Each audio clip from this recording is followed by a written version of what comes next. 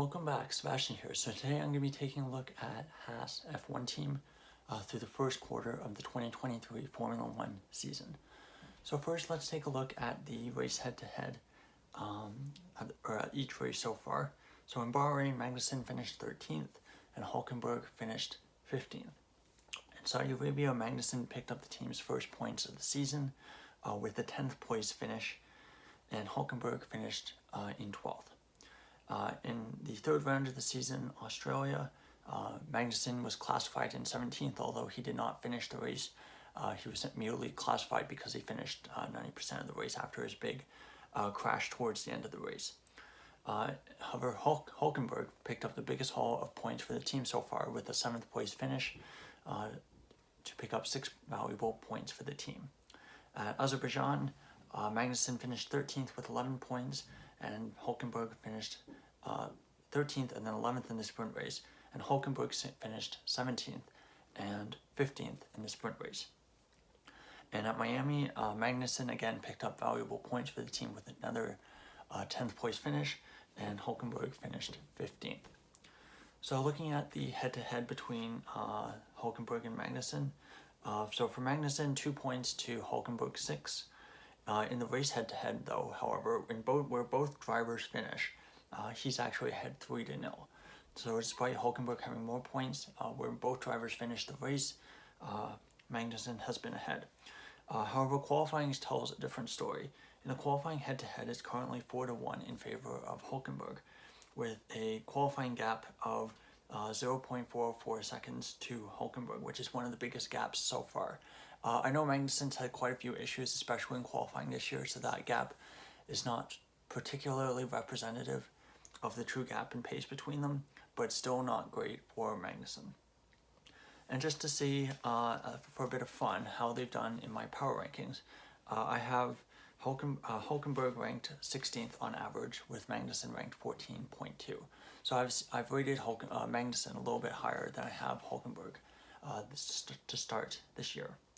Now in the constructors, in 2022, at this point last year, they had 15 points, and their average gap to pole was 1.493 seconds, which ranked 8th. This year, in 2023, they only have 8 points after 5 rounds, but given the totals that some of the other teams have, I think that's honestly not too bad, and they really benefited from Hulkenberg's big points at Australia. Their gap to pole has actually decreased, so they've gotten a little bit closer to the front with a 1.354 second gap to pole on average, which ranks 7th. So they've actually improved in qualifying despite the absolutely fantastic start to the season that they had in qualifying last year. I do think that going from Mick Schumacher to Nico Hulkenberg has improved the qualifying pace of the team, and that may kind of cause some of the bump towards the front of the grid in terms of qualifying, just having Hulkenberg there, and his qualifying has been particularly spectacular this year. I think in the races, though, they're still kind of a bit behind the McLarens, although it depends on the race. Sometimes the McLarens are better, and the McLarens, I think, do have better drivers.